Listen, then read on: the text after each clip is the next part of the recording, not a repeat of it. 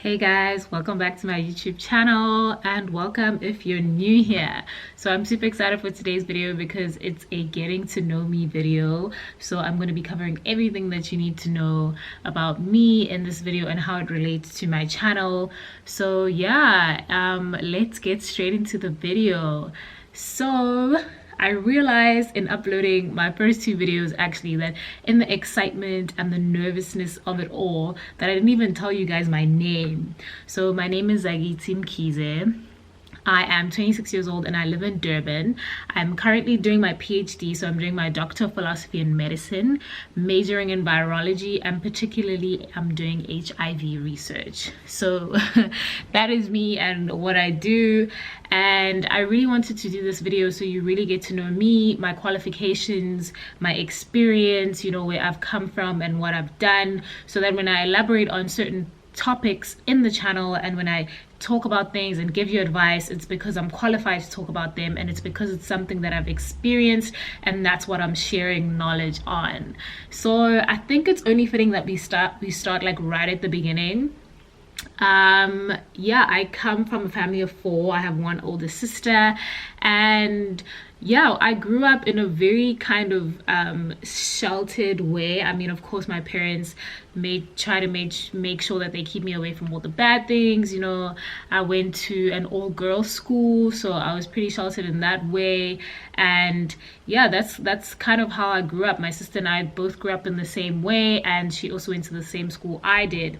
So I think when I'm talking about my love for science and where it kind of started and how it grew from there, it would be from when I was in high school and I had a really great biology teacher or life sciences teacher, and she was really passionate about the subject, and she really, you know, kind of passed that on and sprinkled that on to me. And that's what I'm hoping to achieve by doing this, is also passing it on and sprinkling it to you maybe. So she was really great. She was so passionate about what she spoke about, and as a result I became really interested in the topic of life sciences, of course. And she is the first person who kind of planted the seed that I've been watering now, that is growing into a plant and that has blossomed and that is still yet to blossom. So that was, I'd say, my earliest memory of actually falling in love with the subject. I also did physical science at school, and I remember telling my dad, like, wow, it's so hard, you know. Physical science was really hard for me in high school, and my dad has really always been my number one cheerleader when it comes to cheering me on, you know, in the field that I'm doing and in the subject that I'm doing. And he was always like, you know, you can do it. If other kids can do it, so can you. And I really, you know, was encouraged by that. And I remember in I think it was grade 10, I remember this so vividly, where I got an A for my chemistry paper. So physics was separated into physical science and chemistry, and I got an A, and I was just so happy. I was so happy, and I was so proud of myself because I had worked so hard. And me actually seeing my hard work translated into that, I just thought, wow, like, you know, maybe there's something here, and maybe I can actually do something with this and pursue a career in it. So yeah, that was high school. I went to an all-girls school. I was a pretty all-rounded person. I wasn't a straight A student. I did well in academics. I was above average. I was the captain of the tennis team. You know, I sang in the choir. I was a pretty much all-round kind of student.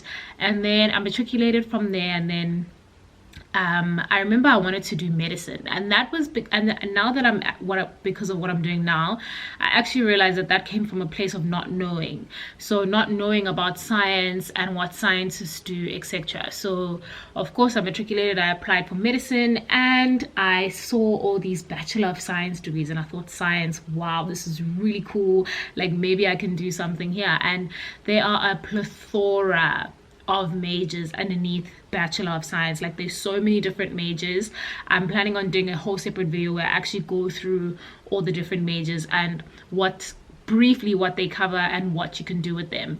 So I remember being interested in genetics from the biology part. I was really interested in genetics when I did biology, and then microbiology, I did my own kind of research about what it is. And as much as it's a very it's a specific kind of field. It is also very broad, so it will allow me to gain a lot of skills. So there I applied for genetics and microbiology. I did my undergrad in genetics and microbiology. First year was so difficult. It was so difficult, and I still think today that there's such a big jump from going from high school to first year. I don't know if it was just for me, but I felt like it was such a big jump in terms of academics, what we actually learn and what is expected of you. And also you're in a different, you need to adapt to now a different environment. Like the university environment is so different from high school. So, you know, for me, it was a lot. It was a real culture shock. First year, there's so many things I had to adapt to, being away from home, all the different things that were expected of me. Boys, I mean, I'd been in an all-girls school, so there was a lot of different things that I had to adapt to as well, which added to my first year being extremely challenging. And as a result, I actually just like was cruising through, like I just passed, like I didn't do well at all. And that's also a shock from getting really high marks to getting like just above the pass mark. And it's okay and it's normal. Yeah, so that was my first year. And then my second year, it was so much better. I was starting to specialize. I was starting to do my genetics material, microbiology material. It was so much better. And as a result, I did much better in that as well. And then third year, by the time I was a third year, I was mature. I knew exactly what I was doing. I knew exactly what I had to do well. So yeah, then I graduated with a Bachelor of Science, majoring in genetics and microbiology, and I knew I didn't even need any convincing. I knew after that I wanted to do my honors. I knew that I had to be a cut above the rest, and that was what my honors year was going to do. So I did my honors in microbiology. I know, strange, since I'm now a master of medical science. But I did my honors in microbiology, and I'm so glad that I did, and I'm so grateful that I did, and I had the mentors that I had. And this was the first time where I actually got funding, which was underneath my supervisor. And I did my honors year, and let me tell you, it was the most challenging year of my life, the most to date. The reason it was is because there's so much more that's expected of you when you do your honors. I really recommend anyone who's done a BSc that you have to do your honors at least. That's your first taste of actually what it is like to be in the scientific field in the practical sense. So the reason why my honors year was so difficult is because we had to do coursework as well as a research project. So the research project had to be done independently by you. So that's doing experiments in the lab, troubleshooting when they don't work, writing up a thesis at the end, and then the coursework as well. That's tests, assignments, presentations. There is a lot going on in your honors year, and it's only 1 year. So there's a lot that's condensed in 1 year. And I think it's a real test of your character. I mean, for me, literally blood, sweat, and tears in the most literal sense went into my honors. And there's so many different things that you have to quickly adapt to. You have to quickly be ahead on top of everything. Your organizational skills need to be impeccable. There's so many different things that I learned in my honors year, and this is why I really recommend people to do at least their honors if they're doing a science degree. So I got through my honors year, and I actually came first place in SASM, which is South African Association for Microbiology. What happens here is that people from basically the Durban metropolitan area come together, present their research findings. So this was at the end of the year when we were almost done with our research, and then they present. And I actually came first. I got a first place prize for that, and that was when I really honed my presentation skills and the ability to get the message across in a simplified manner. So it's all good and well for me to do all this complicated research and get these amazing results, but if I'm not able to present them in a manner that literally our grandparents can understand and in a simplified manner like that, and also effectively, then I mean, why am I even doing the research? So that was when I really first, I'd say, started you know, molding myself into a scientist. So yeah, I got a first place for that, and at the end of my honors I also got a distinction for my thesis. So yeah, that was honors, and then I was done with my honors and I thought, wow, I really love research. I love being in the lab. My honors year was the first year that I fell in love with doing the actual research. Then after my honors year, I was like, okay, I'm going to do my master's, and I had a really great mentor in genetics, and I was going to go do my master's in genetics. Now, the reason I didn't choose to do my honors in genetics, as much as I loved it, is because it's such a specified specialization, and I could have ended up actually just sitting at a computer for my whole honors because of the bioinformatic part that's really coming up. So I chose microbiology because it's broad, and it allowed me to learn a whole lot of different skills, which is really important. And then I decided for my master's to bring it back in and specialize even more. So I was going to go do my honors in genetics, and then I saw a post for a master's fellowship at the HIV pathogenesis program where I'm at now, and the place that I did my master's. You know, I applied and I did my research about it, and I was like, wow, this is really, really where I have to be. It was kind of like an epiphany for me, and I was like, wow, this is definitely the place I want to be. HIV, I've always had an interest in. It's definitely the kind of research that I want to be doing to help, you know, in finding the cure for HIV. So it's such a devastating disease, especially here in South Africa and sub-Saharan Africa. So I got in at the HIV pathogenesis program. You know, I went through all the interviews and all like that, and I was in, and I was like, wow, this is so cool. Like, this is so cool. Like, literally, I regarded the people that were there on the faculty, especially the director, as like celebrities. They do amazing, amazing, amazing work in the field. Excuse me. So I got in, and I was a master's fellow.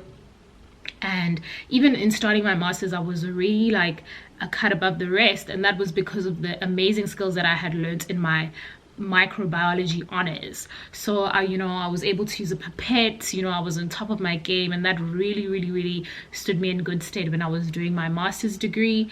And I had funding for my master's degree. I had funding by the National Research Foundation. If you are into research or do research, I'm sure you're familiar with them.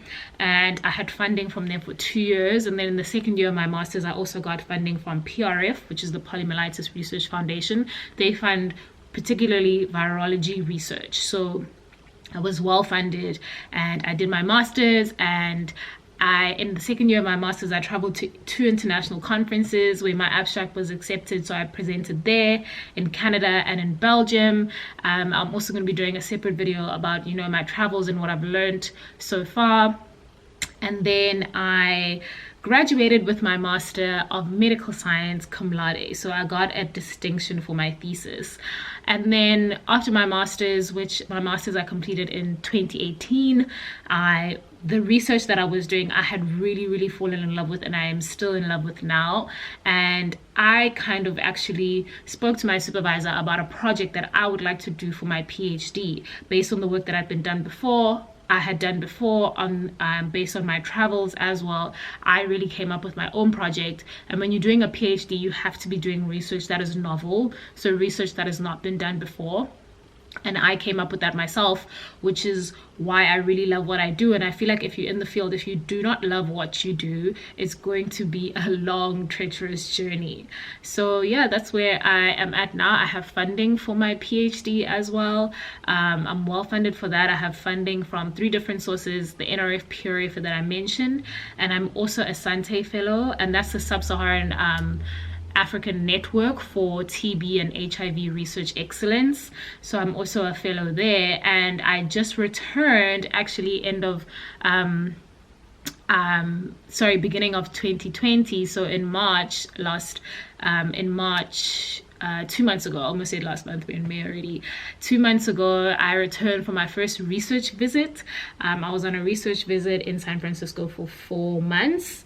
And yeah, there's a lot of things that I learned there as well. And now my PhD has really taken off, and I'm super excited for everything that is to come from that. So I also asked you guys, on my social media, so that's Black Girl Scientist, I asked you guys, you know, what do you want to know about me? I asked you questions, and I think the questions that I got I had already covered. Like, people asked me what I do, my age, and a question that I haven't answered is that what do I like to do when I'm not doing science? So I'm a really sociable person. I'm actually quite a social butterfly, so I really enjoy being out with my friends, you know, eating out with them, trying new restaurants, and things like that, and exploring. I really love that. I also love to travel. If I'm not doing science related things, I'm definitely with my friends. Like, my friends play an integral role in my life, so that's what I like doing when I'm not doing science. I also got asked how old am I, my age. I think I said in the beginning I'm 26, and then everything, all the other questions I think I've answered. And another question that I got asked was about my love life. And yeah, so I am not married. According to Home Affairs, I am single. I am very much single. So yeah, I really hope that, I mean, this was more for you guys to get to know me on a scientific, professional level, based on, you know, what I do, where I've been, my experience, and things like that, so that when I elaborate on certain subjects on the channel, you guys know exactly why I am talking about them, because I have knowledge about them. It's somewhere that I've been, it's experience that I've had, and it's the reason why I am passing on the knowledge that I've gained. So I really hope that you guys really got to know me in this video. If there are any other questions that you have for me, please leave me a comment down below, or connect with me on any of my social media. I'll leave my handles and my links down below, and you guys can continue asking me questions. Of course, I'm always happy to engage with you guys, so please comment down below. And if you like this video, please give it a thumbs up, and if you're not already subscribed to my channel, please go ahead and click that subscribe button, and I will see you guys on the next video.